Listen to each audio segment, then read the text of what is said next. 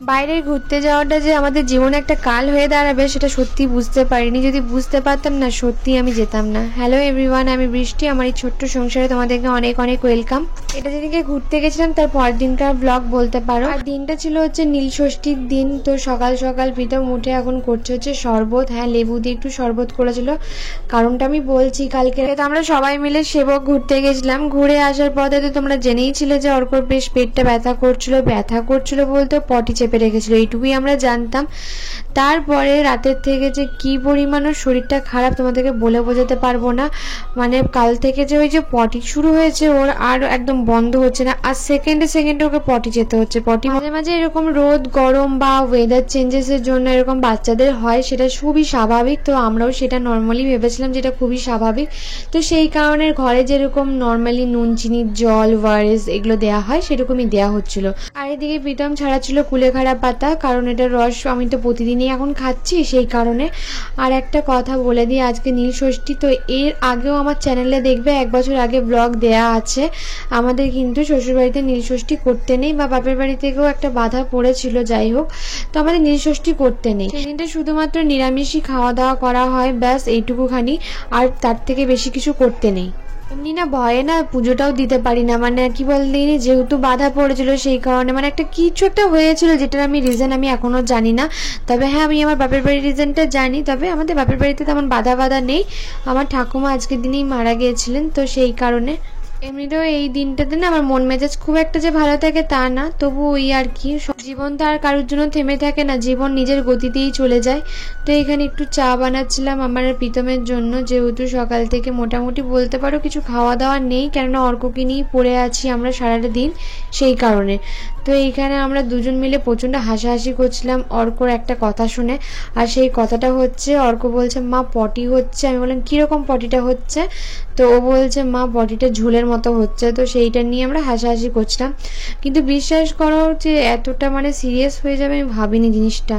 যদি বলো যে আমার কাছে সব থেকে বেশি ইম্পর্টেন্ট কী, তাহলে সেটা হচ্ছে অর্ক।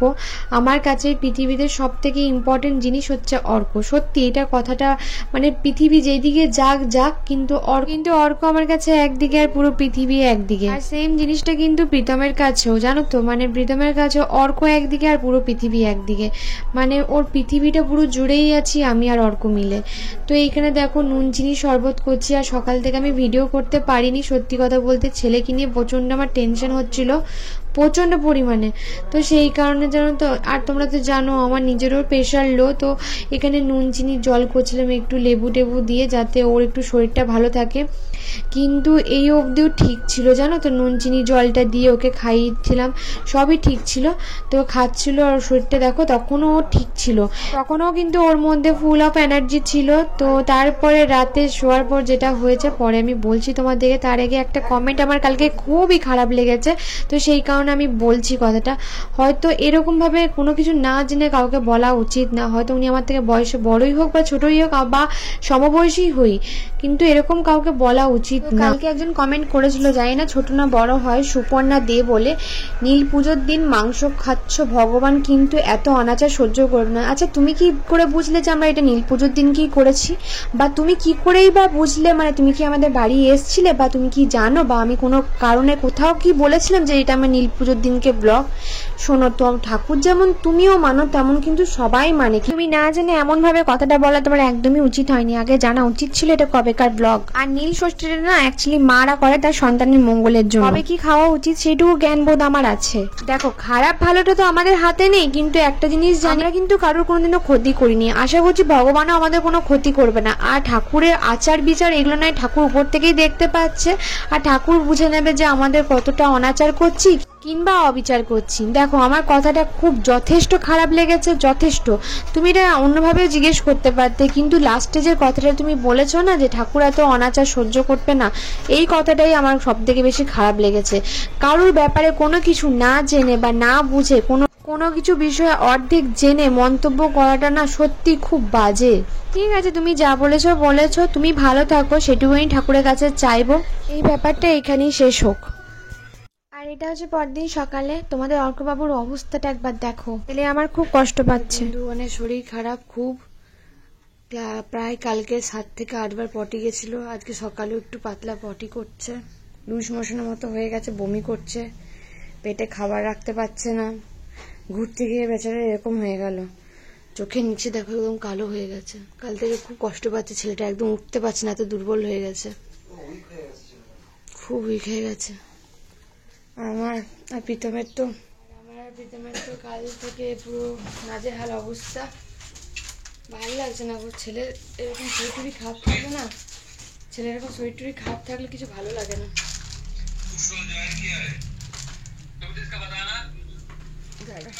তো এখন না এদিকে জানলাটা আমি খুলে দিচ্ছি, কারণ একটু হাওয়া ঢুকবে, মানে একটু অনেক সকাল দিক করেই উঠেছি। কাল তো সারা রাত একবারও চোখের পাতা এক করতে পারিনি দুজন মিলে, কারণ অর্ক বারবার করে পটি গেছে আর উঠেছে। আর এই মশারিটা বলেছিলে কিভাবে কি করেছি, এটা পুরোটাই ব্রেক মেরে দিয়েছি আমি।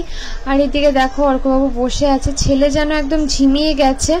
আর কালকে রাতে এতবার পটি গেছে যে একদম ঝিমিয়ে গেছিল। আমি আর প্রীতম প্রচন্ড টেনশনে পড়ে গেছিলাম যেন ওকে দেখে, না দাঁড়াতে পারছে না উঠতে পারছে। আজকে বন্ধুগণ বলবি না, এদিকে তাকিয়ে বল বন্ধুগণ। আমার ছেলে একদম দুর্বল, পুরো দুর্বল হয়ে গেছে এটা, খেপা বলবি না? তাকাই দিয়ে তাকা একটু দেখি। আজকে সকালে আমি হ্যালো বন্ধুগণ, লুচ্চা পড়েছে জানাকে যদি পাগল হয়ে গেছে।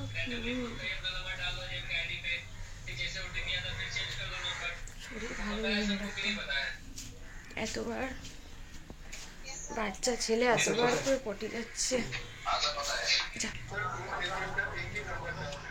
কিরে খাপা, ক্যামেরা দেখলি শুরু করে দিস। বন্ধুগণ আজকে কেমন আছো? ঠিক আছে। কিরে খাপা, খেপা ক্যামেরা দেখলি শুরু করে দিচ্ছে। বন্ধুগণ তোমরা কেমন আছো? আজকে স্বাগতম স্বাগতম স্বাগতম। কি হলো আজকে, ভালো লাগছে না খেপা? দুর্বল লাগছে, উইক লাগছে বাবা? আবার পটি পেয়েছে? প্রীতম আবার পটি পেয়েছে, পটি পেয়েছে। অর্ক শরীরটা এতটাই খারাপ, মানে কিছু বলার নেই, খুব দুর্বল হয়ে গেছে শরীরটা। তো দেখো ঘুম থেকে উঠলো কিছুক্ষণ আগে, আবার ঘুমিয়ে গেছে। প্রীতম গেছে বাজারে গিয়ে একটু ডাব, তারপরে আর যে ওষুধগুলো আছে আনতে গেছে। আসলে সেদিনকে পাহাড় থেকে ঘুরে আসার পর থেকে, মানে ওই সেবক যাওয়ার পর থেকে ওর শরীরটা বেশ খারাপ যাচ্ছিল। তো দুর্বল তো হয়েই গেছে, কেমনভাবে অঘরে ঘুমাচ্ছে, উঠতে পারছে না বিছানা ছেড়ে, এতটা দুর্বল হয়ে গেছে। তার মধ্যে আমাদের এই 2 রাত কোনো রকম ঘুম নেই, চোখ মুখের অবস্থা বুঝতেই পারছো। প্রীতমের আমার কোনো ঘুম নেই, আমি তো ঘরে রয়েছি, প্রীতমকে তো বাইরে অফিস যেতে হচ্ছে। মানে ওর যে কি হচ্ছে সেটা একমাত্র আমি জানি। ভাত বসিয়েছি, ডাল সেদ্ধ বসিয়েছি, ফ্রিজে মাছ আছে কিন্তু মাছ করতে পারছি না, কেননা ছেলেটা খাবে না। ও যেহেতু সিম্পল খাচ্ছে তাই আমরাও খাচ্ছি, কেননা ও না খেলে তো প্রীতম খাবেই না বলেছে। প্রীতম বলেছে না ছেলেটা খেতে পারছে না, ওর যা করছিস আমাদেরও তাই কর। মানে পোস্ত বাটা ভাত এরকমই হচ্ছে, তাই রান্নার ভিডিও খুব একটা আসছে না, তার জন্য সরি। আজকের দিনটা একটু ম্যানেজ করে নাও, কালকে তো ব্লগ শ্যুট করতেই পারিনি কোনো রকম ভাবে। আর প্রীতম গেছে ওষুধ আনতে, একটু খাওয়াবো, এখন ঘুমাচ্ছে দেখতেই পাচ্ছ।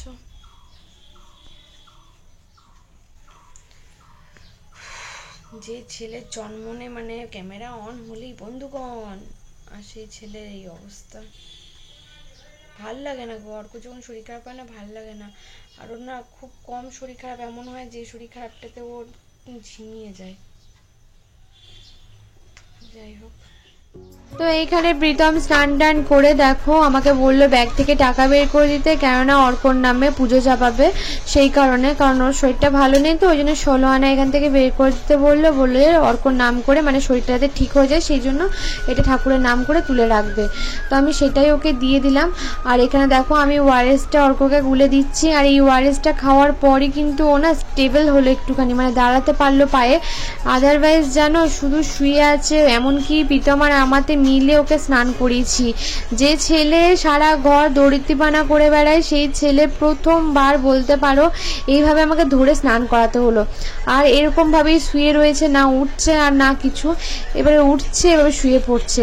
তো এখানে ওয়ারেসটা দিলাম, দিয়ে একটুখানি শুয়ে রাখলাম। আর মেনু দেখো, এখানে ভাত, ডাল আর দই, আর কিচ্ছু নেই। শরীরের অবস্থা কিছু করতে দিল না প্রীতম, সত্যি কথা বলছি। মানে ও আমাকে বারণই করে দিল পুরোপুরি যে কোনো করার দরকার নেই, কিছু না। একটা ছেলে ডাল দিয়ে ভাত খেয়ে যাবে, আমার নিজেরই আমার কেমন একটা অস্বস্তি লাগছে, কিন্তু কিছু করার নেই। অর্ককে ছেড়ে তো কিছু করতেও পারছি না। কি গো, কেমন খাচ্ছ? দই আর ভাত।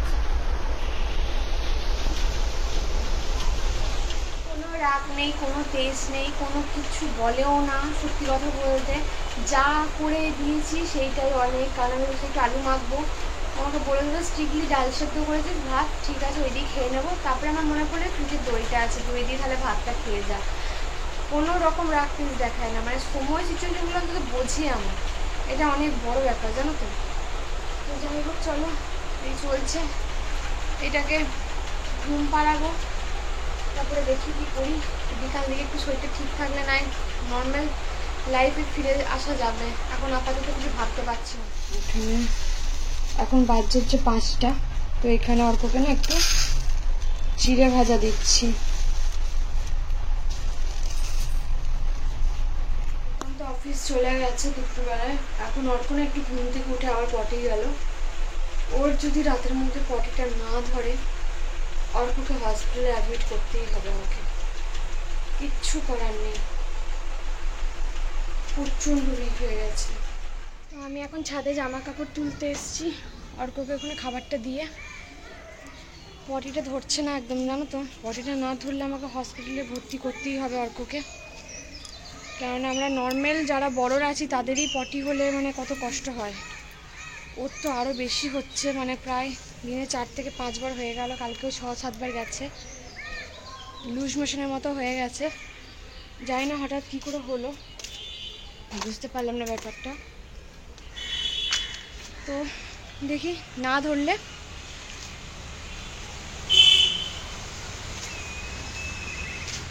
আমাকে অর্ককে হসপিটালে ভর্তি করতেই হবে, কিছু করার নেই।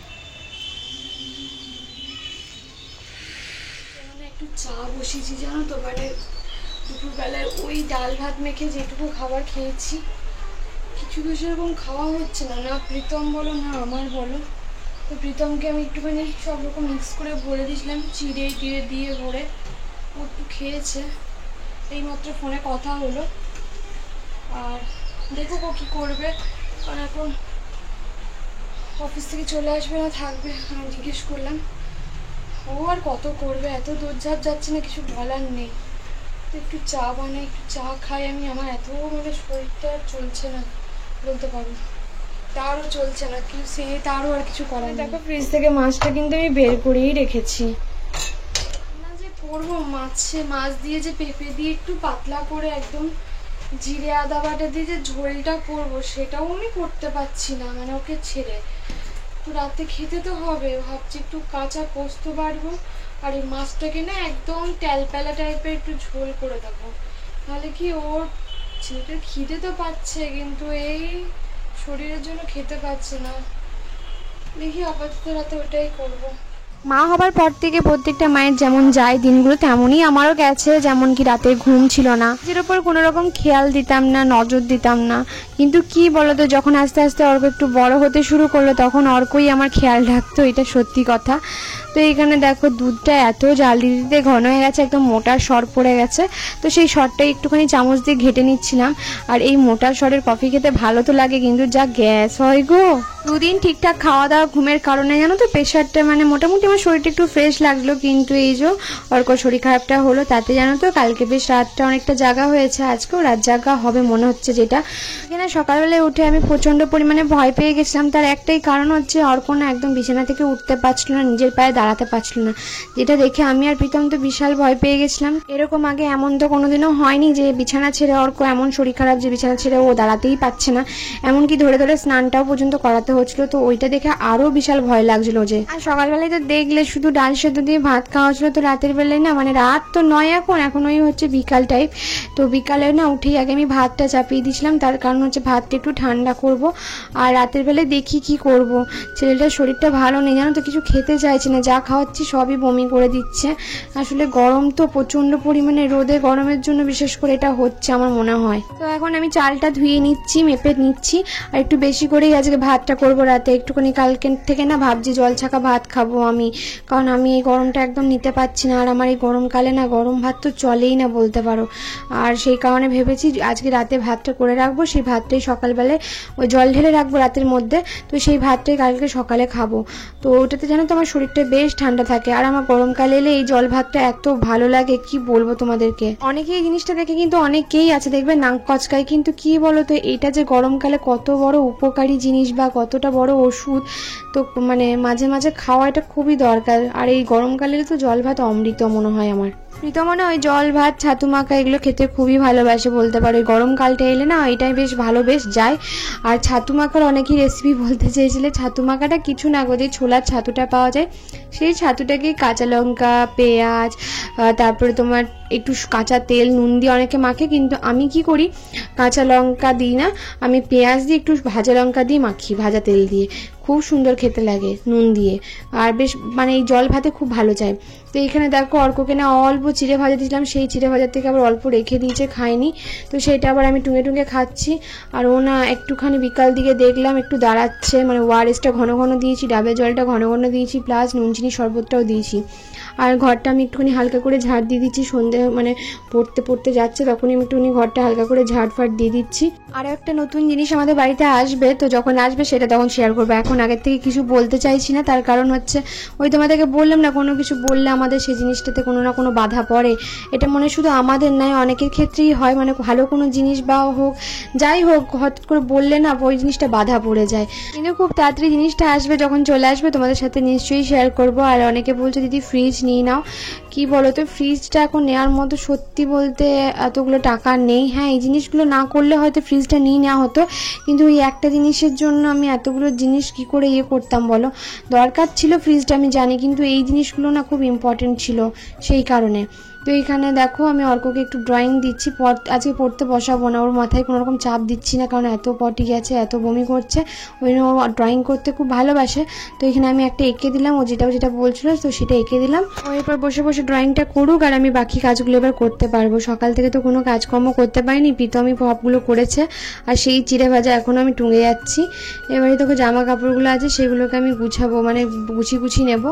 আর এখানে ও জামা কাপড়গুলো গোছাতে আসছিলো, আমি বললাম যে চুপচাপ ড্রয়িংটা করতে দিয়েছি, চুপচাপ ড্রয়িংটা করো গা, তোমাকে আজকে কিছু করতে হবে না কাজ করে। নিচে শুয়ে শুয়ে খেলছে দেখো। এখন শরীরটা ঠিক লাগছে? লাগছে? হ্যাঁ তাহলে একবার বলবে নাকি বন্ধুগণ? বন্ধুগণ আজকে সকালে হ্যালো বন্ধুগণ, দুধ চা পড়া আছে, চা নাতে তো পাগল হয়ে গেছো। আর ডান্স ভাই কি বলতো ভাই, আমরা বাচ্চা বাইরে এখন নাই, টাটা বাই বাই। কালকে আরেকটু এনার্জেটিক দিয়ে বলবে নাকি? হ্যাঁ তো এখানে দেখো রাতে ঝোল হবে, পেঁপে আর আলুটা কেটে রেখেছি, পেঁপে আলু এইভাবে কেটে এখন আপাতত এটাকে ঝোল করব। আর এখানে মাছ আছে, এখানে মাছ আছে, এখানে আদা জিরে বাটা, এগুলো দিয়ে অর্ককে করে দেবো না। এখানে অর্কটা একদম সিম্পল হবে, আর আমাদের একটু পেঁয়াজ আদা রসুন দিয়ে পাতলা ঝোলের মতনই হবে, কিন্তু পেঁয়াজ আদা রসুনটা দেবো। এদিকে দেখো পোস্তটাকে আমি ভিজিয়ে রেখেছি, কাঁচা পোস্ত বাটবো। আমাদের এই ঘরে এই কদিন ধরে শুধু পোস্ত বাটাই হচ্ছে জানো। আর আমার পোস্ত খেতে একটুও ভালো লাগে না, প্রীতমের যে কি ভালো লাগে কে জানে বাবা। তো পেঁপে আর আলুটাকে না আমি একটু সেদ্ধ করতে দিলাম নুন দিয়ে, একটু সেদ্ধ হোক, আর ততক্ষণ ওইদিকে আমি পোস্ত মশলা যেগুলো বাটাবুটি করার আছে সেগুলো আমি করে নেবো। আমার মা কি পোস্ত খেতে ভালোবাসে, আর এই আমি প্রীতমকে দেখলাম পোস্ত খেতে, বাবারে এত পোস্ত কে খায় আমি সত্যি জানি না। আমার মাও জানো তো পোস্ত খেতে কি ভালোবাসে, মানে বাবার মা ওই করতো, আমার বাবাও পোস্ত ভালোবাসে না, আমিও পোস্ত ভালোবাসি না, আমাদের একদম ভালো লাগে না পোস্ত খেতে। আর এদিকে যতক্ষণে আমি পোস্তটা বাড়ছি ততক্ষণে কিন্তু অর্ক এখনো পটি যাচ্ছে, মানে আসছে আর যাচ্ছে। আর আমি ওই জন্য ক্যামেরাটাকে বারবার করে অফ দিচ্ছি আর যাচ্ছি দেখতে, কেননা ওর পটিটা কীরকম করছে সেটাও আমাকে দেখতে হবে। প্রীতমের না আজকে হাফ ডে নিয়ে চলে আসার কথা ছিল, কিন্তু প্রীতম আজকে আর বেরোতে পারেনি। আর এদিক থেকে অর্ক কান্নাকাটি করছে, মানে ফোন করছে বাবাকে, বাবা তুমি এসো, আমার শরীর ভালো লাগছে না। আর বেচারা প্রীতম ওই দিক থেকে বেরোতে পারছে না, ও মানে সেই যে বলে না, সে ভোলাচ্ছে আর কিছু করতে পারছে না। তো যাই হোক, ও যখন আসে তখনই আসতে পারবে, কেননা পাবে না, না প্রাইভেট কোম্পানির তো এরকম হুটহাট করে হয় না, না যে কোনো স্বাভাবিক, এটা কোনো মানে এটা কোনো কোম্পানির দোষ না। কি বলতো, তোমাকে কাজে রেখেছে, তোমাকে টাকা দিচ্ছে, তোমাকে তো সেই কাজটা তোমাকে মন দিয়ে করতে হবে। তোমার ফ্যামিলি কি হচ্ছে না হচ্ছে অতটা তো বুঝবে না, না তারা। তো যাই হোক, এখানে যে কটা মাছ হবে সেই কটা মাছ আমি এখানে ভেজে নিচ্ছি, হালকা করেই ভাজবো, দিয়ে অর্কর ঝোলটা আলাদা করব, আমাদের ঝোলটা আলাদা করব। অর্কর ঝোলে তেমন কিচ্ছু দেবো না, কোনো মশলাপাতি কিচ্ছু দেবো না, শুধু একটু জিরে, নুন, হলুদ এইগুলোই দেবো। দিয়ে এখানে দেখো অর্কর ঝোলটা চাপিয়েছি, এতে হালকা হালকা সেদ্ধ করে ভেজেছি, এর মধ্যে নুন, হলুদ, একটু জিরে আর ধনে আছে, একটু জল করে দেবো।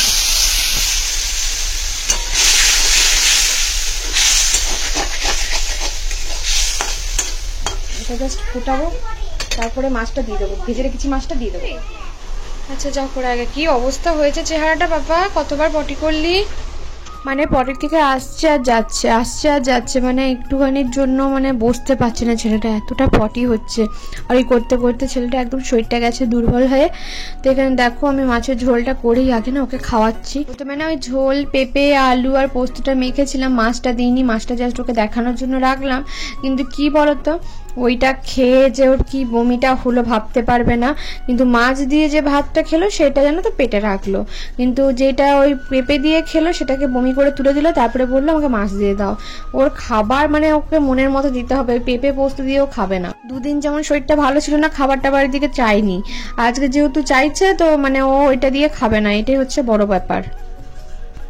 ওকে জাস্ট খাওয়ালাম, খাইয়ে 5 মিনিটও যায়নি, সঙ্গে সঙ্গ বমি করে দিলে সব খাবারটা, যা যা খেলো সবটুকুখানি বমি করে তুলে দিল। প্রীতম আসছে, দেখি কি করি। আশা করছি, মনে হচ্ছে একবার নিয়ে যেতেই হবে হসপিটাল। কি আর বলবো বলো। এই তো বন্ধুগণ, যেদিন থেকে এসছে কেমন অবস্থা দেখো চেহারাটার। পাহাড় থেকে যেদিন থেকে ঘুরে এসেছি, মানে সেবক থেকে ঘুরে আসার পর থেকে ওর পটি শুরু হয়েছে। মানে এবার আমার বেরোতেই তো ভয় লাগছে একে নিয়ে কোথাও। কেন হলো বুঝতে পারছি না এখনো পর্যন্ত, কি জন্য হলো। খেলেও বমি করে দিচ্ছে, বমিটা হচ্ছিল না, দুবার সারাদিনে 2বার না 3বার করলো, যা খাচ্ছিলো বমি করে দিচ্ছিলো। মাঝে বমিটা বন্ধ হয়ে গেছিলো, আবার ভাত খেলো সারাদিন পর, আজকে রাতে একটুখানি তৃপ্তি করে মানে ভাতটা খাচ্ছিল। বললাম যাক ঠাকুর। ও বাবা, কোথায় পাবে, 5 মিনিট না যেতে যেতে ভট ভট করে সব পুরো ভাতটা তুলে দিল। প্রীতমকে ফোন করেছিলাম, প্রীতম আসছে, আসুক, দেখি কি ডিসিশন নিই, তারপরে রাত্রে কেমন কি হয় জানি না। রাতে আমরা খেয়ে নিয়েছি, ঘুমিয়ে যাবো, গল্প শেষ। কি শেয়ার করবো তোমাদের সাথে ব্লগ বলো তো, মানে এই চলছে জীবনে। থ্যাংক ইউ সোনা বাবু, থ্যাংক ইউ সোনা বাবু। ঠিক আছে চলো আজকে সবাই নিজেদের খেয়াল রেখো, আর কি বলবো। আর বাচ্চাদেরকে আর জানুয়ারি ফেব্রুয়ারি থেকে ভালো রাখো, আর কমেন্ট করে লাগিও। Tata, bye bye. কি বলবো, মানে সবাই ভালো থেকো, সুস্থ থেকো। আর বাচ্চাদেরকে আর তো কিছু বলার নেই, কাল দেখি কি হয়, কি কতটা কি আপডেট দিতে পারি, কারণ এটা আমার 2 দিনের ভিডিও যাচ্ছে পরপর, মানে আমি করতে পারছি না ভিডিও।